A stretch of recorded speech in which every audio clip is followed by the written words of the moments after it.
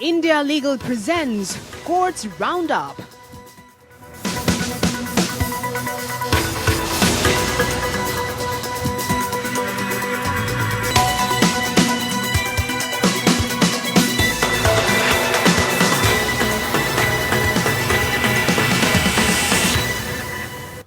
नमस्कार, मैं हूं आपके साथ पूजा कविया गोमा। कोर्ट्स राउंडअप में आप सभी का स्वागत है। इस बुलेटिन में अगले आधे घंटे हम आपको कोर्ट से जुड़ी तमाम छोटी बड़ी खबरों से रूबरू करवाएंगे। कोर्ट की कार्यवाही और सुप्रीम कोर्ट से लेकर हाई कोर्ट और लोअर कोर्ट तक के फैसलों को आपके सामने रखेंगे। आगे बढ़ने से पहले डाल लेते हैं नजर हेडलाइंस पर। उत्तराखंड में ओमिक्रॉन संक्रमण के मद्देनजर चुनाव स्थगित करने की याचिका। उत्तराखंड हाईकोर्ट ने चुनाव आयोग से मांगा जवाब।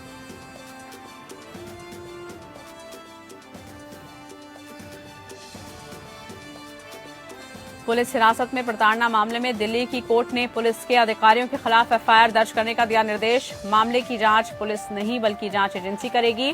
कोर्ट ने कहा सर्वोच्च अदालत के निर्देश के मुताबिक हुआ है उल्लंघन।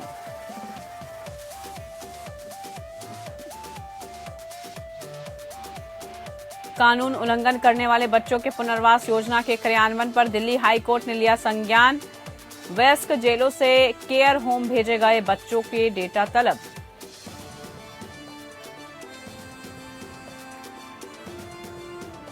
ओमिक्रॉन के मद्देनजर मद्रास हाईकोर्ट ने पौंडीचेरी में शराबबंदी का दिया आदेश। रात 10 बजे से 1 बजे तक शराब आपूर्ति पर रहेगा अस्थायी प्रतिबंध।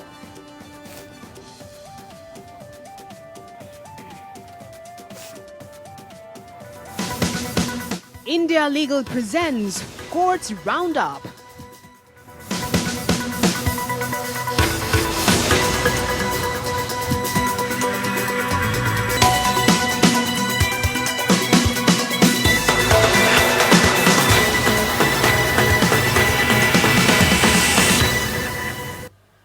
दिल्ली कोर्ट ने दिल्ली पुलिस के अधिकारियों के खिलाफ प्राथमिकी दर्ज करने का आदेश दिया है। यह आरोप लगाया गया था कि अधिकारियों ने हिरासत में आरोपी व्यक्ति को प्रताड़ित किया और बेरहमी से पीटा। रोहिणी न्यायालयों के अतिरिक्त मुख्य मेट्रोपॉलिटन मजिस्ट्रेट बबरू भान ने आरोपी पर सुविचारित हमला बताते हुए संबंधित संयुक्त पुलिस आयुक्त को यह सुनिश्चित करने का निर्देश दिया कि मामले की जांच एक एजेंसी और अधिकारी द्वारा की जाए ताकि प्रक्रिया में निष्पक्षता बनी रहे।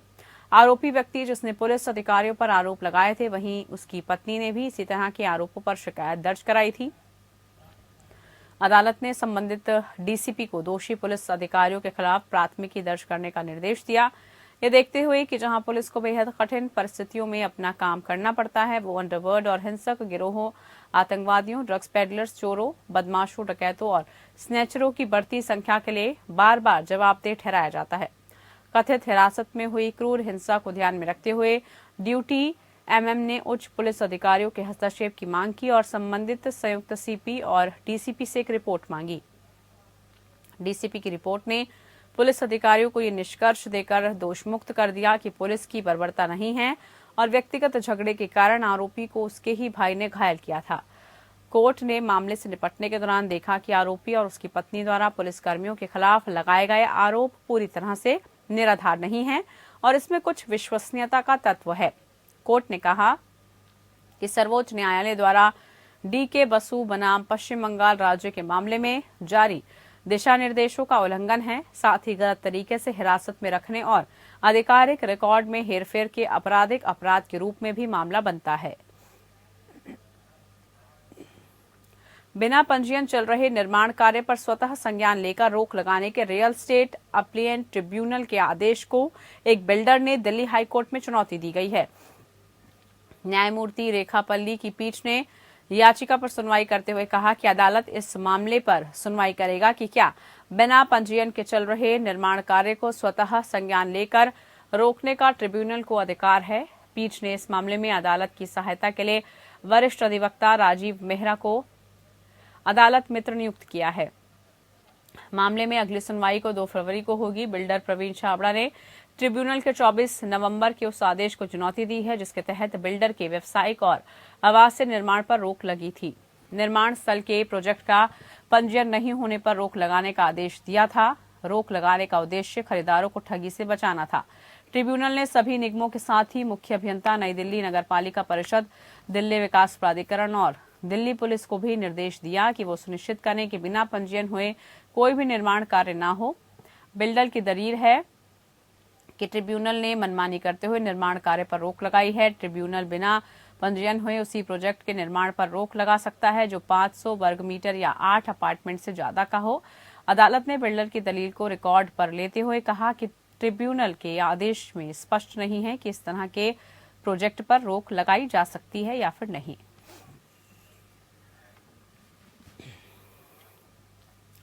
जीनोम सीक्वेंसिंग की जांच का क्या हो रहा है, इसे कौन करवा रहा है, रिपोर्ट कब आती है और किसे दी जाती है, ये सवाल दिल्ली हाईकोर्ट ने केंद्र और दिल्ली सरकार से एक महिला की याचिका की सुनवाई के दौरान पूछा। इस महिला के बेटे को विदेश से लौटने के बाद कोविड-19 पॉजिटिव मिलने पर 25 दिसंबर से आइसोलेशन में रखा गया है। हाईकोर्ट ने 31 दिसंबर को अगली सुनवाई में केंद्र और दिल्ली सरकार को जवाब देने के लिए कहा है। महिला के अनुसार उसका 18 साल का बेटा संक्रमण के रिस्क श्रेणी वाले देशों से लौटा तो दिल्ली एयरपोर्ट पर जांच में पॉजिटिव मिला। उसके सैंपल जीनोम सीक्वेंसिंग के लिए लेने के बाद कोई ट्रैकिंग नंबर या जानकारी नहीं दी जा रही। रिपोर्ट आने के बाद से ही उसे डिस्चार्ज करने की बात अस्पताल ने कही। हालांकि बेटे को हल्का संक्रमण हुआ था, लेकिन जब और भी जांच नहीं हो पा रही थी तो केंद्र सरकार ने वकील ने कहा दिल्ली सरकार ही पूरी व्यवस्था की देखरेख कर रही है। नई गाइडलाइन के मुताबिक एयरपोर्ट पर पॉजिटिव मिलने के बाद जीनोम जांच के लिए सैंपल लेना अनिवार्य है। विचाराधीन मामले में एलएनजेपी अस्पताल में सैंपल लिया गया है। याचिका में साफ नहीं है कि सैंपल किसने लिया। केंद्र के जवाब पर जस्टिस ज्योति सिंह ने कहा कि केंद्र और राज्य सरकार आपस में बात करके अदालत को सारी जानकारी दे। अदालत आपकी गाइडलाइन या प्रोटोकॉल में नहीं पड़ेगी। हमारी चिंता केवल बच्चों को लेकर है। वो विदेश से लौटकर 2-3 दिन से अस्पताल में हैं और उसके परिजन चिंतित है। बेशक गाइडलाइन और प्रोटोकॉल का पालन अच्छी बात है, लेकिन जीनोम जांच रिपोर्ट जानना भी अभिभावक का अधिकार है। इधर याची को रिपोर्ट नहीं देने पर हाईकोर्ट ने कहा कि हमें समझ नहीं आता कि क्या इसमें कोई राष्ट्रीय रहस्य छिपा है। सरकार तो ये बताए कि रिपोर्ट कब तक आएगी। उन्होंने याची से कहा कि अदालत रिपोर्ट मिलना सुनिश्चित करेगी और इसके लिए सरकार को कुछ समय देना चाहिए। इधर दिल्ली उच्च न्यायालय ने कानून का उल्लंघन करने वाले किशोरों के लिए पुनर्वास योजना के क्रियान्वयन के लिए कई निर्देश जारी किए हैं। न्यायमूर्ति सिद्धार्थ मृदुल और न्यायमूर्ति अनूप जयराम ने उनकी खंडपीठ स्वतः संज्ञान लेने के मामले में कार्रवाई कर रही थी, जिसमें सूचित किया गया कि पिछले 6 महीने और 1 वर्ष के बीच की अवधि के लंबित किशोरों के खिलाफ छोटे अपराधों के सभी मामलों का निपटारा किया गया था और अब तक 10 दिसंबर 2021 पेंडेंसी शून्य थी। कोर्ट ने दिल्ली सरकार को उन सभी बच्चों की सूची देने का आदेश दिया जिन्हें पिछले 5 वर्षों में वयस्क जेलों से किशोर गृहों में स्थानांतरित किया गया था। पिछले उच्च न्यायालय के आदेश के बाद ऐसे 51 मामलों को समाप्त कर दिया गया था और इन मामलों में व्यक्तिगत देखभाल योजनाओं को बुलाया गया था। न्याय मित्र और अन्य संबंधित प्रतिनिधियों को सुनने के बाद न्यायालय ने किशोर न्याय अधिनियम और किशोर न्याय नियम के तहत किशोर न्याय वितरण प्रणाली के कामकाज को सुव्यवस्थित करने और अपने निरंतर प्रयासों में योजनाओं का उल्लेख किया। कोर्ट ने रेखांकित किया कि ये योजना प्रदान करती है कि कानून का उल्लंघन करने वाले प्रत्येक बच्चे के पास एक आईपीसी होना चाहिए। इसके अलावा जब एक बच्चे को किशोर गृह में भेजा जाता है तो एक पुनर्वास सह नियुक्ति अधिकारी को आईपीसी और उसके पुनर्वास कार्ड के आधार पर बच्चे की प्रगति की निगरानी के लिए जेजे योजना के तहत एक पुनर्वास कार्ड तैयार करने की आवश्यकता होती है। ऐसे किशोरों को वयस्क जेलों में समाप्त होने वाली प्रणालीगत खामियों को बेहतर ढंग से समझने के लिए अदालत ने ऐसे किशोरों की संख्या मांगी जिन्हें वयस्क जेलों से किशोर जेलों में स्थानांतरित किया गया था। तो इधर उत्तराखंड हाईकोर्ट में दायर याचिका में ओमिक्रॉन के खतरे को देखते हुए राज्य में आगामी विधानसभा चुनाव को स्थगित करने की मांग की गई। इसी के मद्देनजर कोर्ट ने चुनाव आयोग से जवाब मांगा है। हाईकोर्ट में ये याचिका सचिनानंद डबराल की ओर से दायर की गई है। 3 जनवरी को कार्यवाहक मुख्य न्यायाधीश संजय कुमार मिश्रा और न्यायमूर्ति नारायण सिंह धनिक की खंडपीठ ने केंद्र सरकार और उत्तराखंड सरकार की ओर से प्रस्तुत वकील को निर्देशित किया है। मामले में अगली सुनवाई के लिए सोमवार 3 जनवरी 2022 की तारीख नियत की गई है। इससे पहले उत्तराखंड हाईकोर्ट में ओमिक्रॉन के खतरे को देखते हुए चुनाव को स्थगित करने को लेकर याचिका दायर की गई थी, जिस पर सुनवाई हुई। इस सुनवाई में हाईकोर्ट ने चुनाव आयोग से नोटिस जारी कर जवाब मांगा है। इससे पहले उत्तर प्रदेश में इलाहाबाद हाईकोर्ट ने भी विधानसभा चुनाव को स्थगित करने की अपील की थी, जिसके बाद चुनाव आयोग ने उत्तर प्रदेश में चुनाव आयोग की टीमों के जाकर हालातों का जायजा लेने की बात कही थी। गौरतलब हो कि अगले साल की शुरुआत में उत्तर प्रदेश, उत्तराखंड, पंजाब, गोवा और मणिपुर में विधानसभा चुनाव होने हैं। हालांकि पिछले कुछ दिनों से तेजी से बढ़ रहे कोरोना और ओमिक्रॉन के मामलों को देखते हुए इन चुनावों को टालने की मांग तूल पकड़ रही है। उत्तर प्रदेश और उत्तराखंड में ओमिक्रॉन के मामले दर्ज किए गए हैं। प्रधान न्यायाधीश एन वी रमन्ना ने मुंबई प्रेस क्लब के रेडिंग पुरस्कारों समारोह में शिरकत की। यहाँ पर उन्होंने कहा कि गलाकाट प्रतिस्पर्धा और सोशल मीडिया के विस्तार के युग में पत्रकारों पर दबाव पड़ रहा है। उन्होंने रेखांकित किया कि लोकतंत्र उचित तरीके से कार्य करे, इसलिए प्रेस की स्वतंत्रता आवश्यक है। उन्होंने याद दिलाया, एक विचारधारा या राज्य द्वारा सहयोजित किए जाने का पत्रकारों को विरोध करना चाहिए। सीजेआई ने कहा कि टकराव की राजनीति और प्रतिस्पर्धा पत्रकारिता का घातक संयोजन लोकतंत्र के लिए घातक हो सकता है। उन्होंने समाचार में विचारों और पूर्वाग्रहों को शामिल करने पर भी चिंता व्यक्त की। उन्होंने कहा कि जो तथ्यात्मक रिपोर्ट होनी चाहिए, उससे व्याख्या और विचार अपने रंग में रंग देते हैं। समाचार में विचारों की मिलावट एक खतरनाक कॉकटेल है। आग्रहपूर्ण रिपोर्टिंग की भी इसी से जुड़ी एक समस्या है। खबरों को एक विशेष रंग देने के लिए मनपसंद तथ्यों को ही चुना जाता है। उदाहरण के लिए भाषण के कुछ हिस्सों का चयन करें, ज्यादातर संदर्भ से बाहर एक निश्चित एजेंडे के अनुरूप उसे हाईलाइट करें।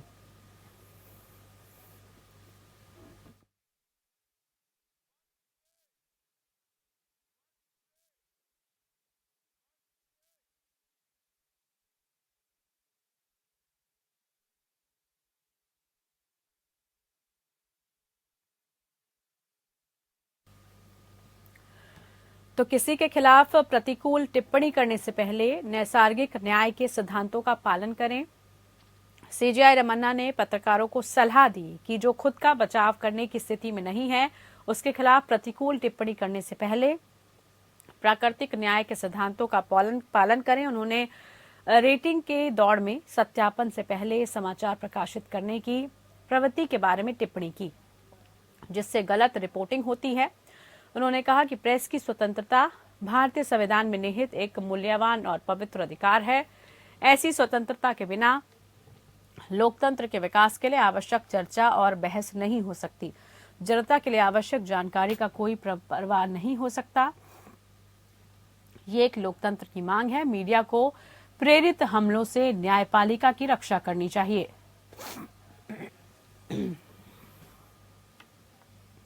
आंध्र प्रदेश हाईकोर्ट ने गैर सहायता प्राप्त निजी स्कूलों को राहत देते हुए सरकारी आदेशों के तहत फीस के निर्धारण को संवैधानिक नियमों और प्राकृतिक न्याय के सिद्धांतों का घोर उल्लंघन करार देते हुए रद्द कर दिया। जस्टिस यू दुर्गा प्रसाद राव की एकल न्यायाधीश पीठ विभिन्न निजी गैर सहायता प्राप्त स्कूल संघों, जूनियर कॉलेज प्रबंधक संघों, जूनियर कॉलेजों और हाई स्कूलों द्वारा दायर रिट याचिकाओं की एक बेंच पर फैसला सुना रही थी। एपी स्कूल शिक्षा नियामक और निगरानी आयोग की सिफारिशों के आधार पर राज्य में निजी गैर सहायता प्राप्त स्कूलों में नर्सरी से 10वीं कक्षा के लिए शुल्क संरचना निर्धारित की। राज्य में निजी गैर सहायता प्राप्त जूनियर कॉलेजों का इंटरमीडिएट पाठ्यक्रम की संरचना निर्धारित की। कोर्ट ने अपेक्षित आदेशों को रद्द करते हुए कहा कि राज्य सरकारों को केवल एपी स्कूल शिक्षा नियामक और निगरानी आयोग नियम 2020 के नियम 8 के तहत शुल्क संरचना को विनियमित करने की शक्ति प्रदान की जाती है। अदालत ने रेखांकित किया कि विभिन्न वर्गों से संबंधित शिक्षण संस्थानों के लिए शुल्क संरचना की सिफारिशें उनकी श्रेणी और स्थान के आधार पर सुनिश्चित की जा सकती है। इस्लामिक एकेडमी ऑफ एजुकेशन में 5 न्यायाधीशों की बेंच ने फैसले के माध्यम से टीएमए पाई मामले में और स्पष्टीकरण प्रदान किया है, जिसमें अदालत ने टीएमए पाई जारी निर्देशों को प्रभावी बनाने के लिए कहा कि राज्य सरकारें प्रत्येक राज्य में एक सेवानिवृत्त हाईकोर्ट के जज और विभिन्न विषयों के अन्य सदस्यों की अध्यक्षता में एक समिति का गठन करेगी। कोर्ट ने कहा, इस प्रकार सुप्रीम कोर्ट द्वारा न्याय शास्त्रीय व्याख्या के एक पहलू पर यह स्पष्ट है कि ये निजी गैर सहायता प्राप्त शैक्षणिक संस्थानों का मौलिक अधिकार है, जिसे भारत के संविधान के अनुच्छेद 19(1)(g) के तहत स्थापित करने की गारंटी दी गई है। अदालत ने कहा कि जिन संस्थानों में शुल्क संरचना का निर्धारण शामिल है, उसी समय राज्य सरकारों के पास शुल्क संरचना को विनियमित करने की शक्ति और दायित्व है, ताकि ऐसे संस्थानों को मुनाफाखोरी और कैपिटेशन शुल्क जमा करने से रोका जा सके।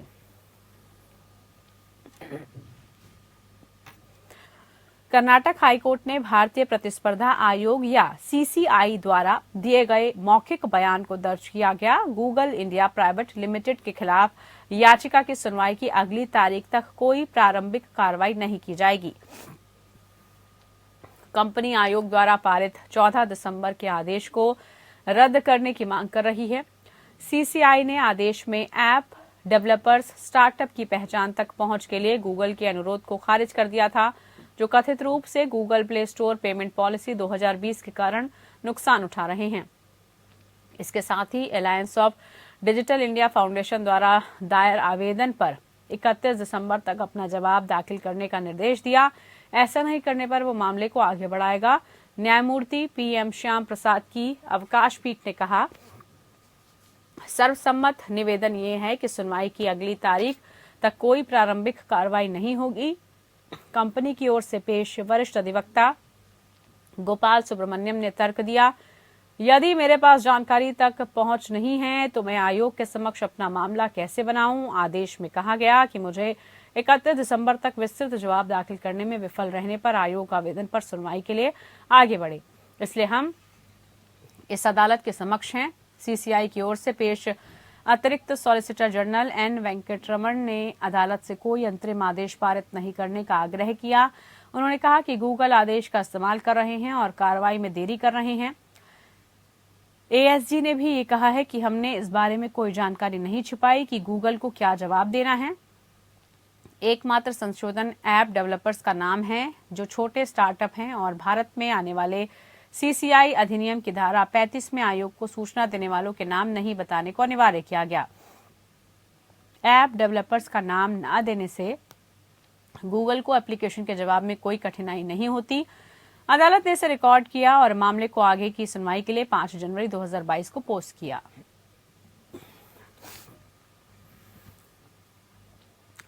इधर कलकत्ता हाईकोर्ट ने बुद्धदेव भौमिक द्वारा दायर बंदी प्रत्यक्षीकरण याचिका में पश्चिम बंगाल सरकार से रिपोर्ट मांगी है, जिसने आरोप लगाया है कि उसका पिता प्रेसिडेंसी सुधार गृह में न्यायिक रिमांड से लापता हो गए हैं।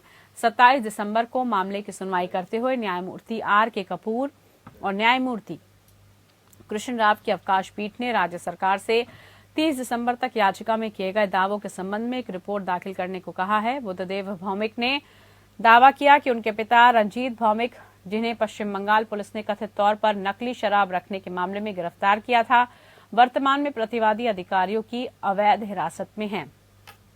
लेकिन अतिरिक्त मुख्य न्यायिक मजिस्ट्रेट उल्बेरिया द्वारा 21 दिसंबर 2021 को पहले ही जमानत दे दी गई थी।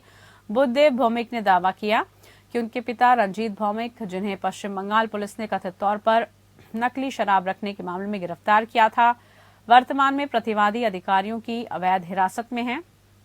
लेकिन अतिरिक्त मुख्य न्यायिक मजिस्ट्रेट उल्बेरिया द्वारा 21 दिसंबर 2021 को पहले ही जमानत दे दी गई। वहीं 21 दिसंबर को उनके पिता को अतिरिक्त मुख्य न्यायिक मजिस्ट्रेट उलुबेरिया के समक्ष पेश किया गया था, जब एक जमानत याचिका दायर की गई थी और संतुष्ट होने के बाद उनके पिता को कुछ शर्तों के साथ जमानत पर रिहा करने का निर्देश दिया। याचिका में कहा गया कि अधिवक्ता ने सभी औपचारिक दस्तावेज पूरे किए और याचिकाकर्ता को सुबह 10 बजे अलीपुर में प्रेसिडेंसी जेल से अपने पिता को रिहा कराने के लिए कहा गया है। वहीं उनके पिता को 21 दिसंबर को ही रिहा कर दिया गया है। इस पृष्ठभूमि में याचिका में दावा किया गया कि आज तक उसके पिता का कोई पता नहीं चल पाया। वो अपने पिता के ठिकाने का पता लगाने के लिए दर दर भटक रहा है।